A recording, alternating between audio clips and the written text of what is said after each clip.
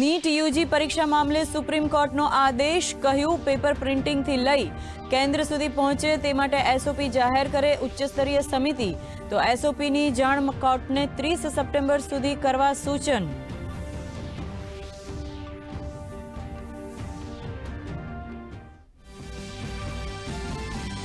હિમાચલ અને ઉત્તરાખંડમાં વાદળ ફાટતા તારાજી, હિમાચલ પ્રદેશમાં 50 લોકો લાપતા, કેદારનાથ યાત્રા 2 દિવસ સુધી કરાઈ સ્થગિત, ફસાયેલ લોકોને સુરક્ષિત જગ્યાએ પહોંચાડવા વાયુસેનાના ચિનૂક અને Mi-17 V5 વિમાનોની લેવાઈ રહી છે મદદ. ગુજરાતના અરવલ્લીના 17 યાત્રિકોનું કરાયું રેસ્ક્યુ. વાયનાડમાં બેલીબ્રિજના કારણે રેસ્ક્યુ ઓપરેશન તેજ, વહીવટીતંત્ર, સૈન્ય, વાયુસેના, એનડીઆરએફ, એસડીઆરએફ સેવાભાવી સંસ્થાઓ દ્વારા બચાવ કાર્ય, લોકોને સુરક્ષિત સ્થળોએ પહોંચાડવાનું કાર્ય પૂરજોશમાં. અત્યાર સુધી 250 લોકોના મૃત્યુ.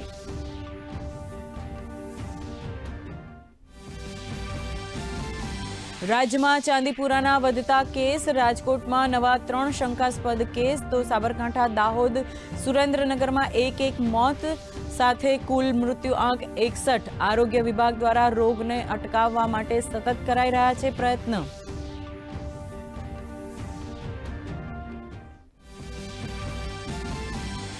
અમદાવાદ મ્યુનિસિપલ કોર્પોરેશનના આસિસ્ટન્ટ ટાઉન પ્લાનર ઓફિસરને 20 લાખ રૂપિયાની લાંચ લેતા ઝડપી પાડતી એસીબી. હર્ષદ ભોજકે વડીલોપાર્જિત જમીન પર વૈકલ્પિક વ્યવસ્થા કરી આપવા માંગ્યા હતા 50 લાખ. એસીબીએ છટકું ગોઠવી હર્ષદ ભોજક અને તેમના સાગરિક કોર્પોરેશનના એજન્ટની કરી ધરપકડ. વૈશ્વિક નબળા સંકેતો અને પ્રોફિટ બુકિંગને પરિણામે સપ્તાહના અંતિમ દિવસે સેન્સેક્સમાં 800 પોઈન્ટનું ગાબડું, નિફ્ટીએ ગુમાવી 25,000ની સપાટી. બેન્કિંગ, ઓટો સહિતના શેરોમાં મોટો ઘટાડો. સોના ચાંદીના ભાવમાં સામાન્ય વધઘટ.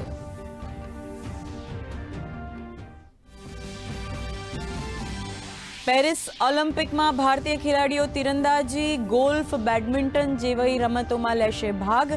આજે મનુ ભાકર અને લક્ષ્ય સેન પાસેથી મેડલની આશા.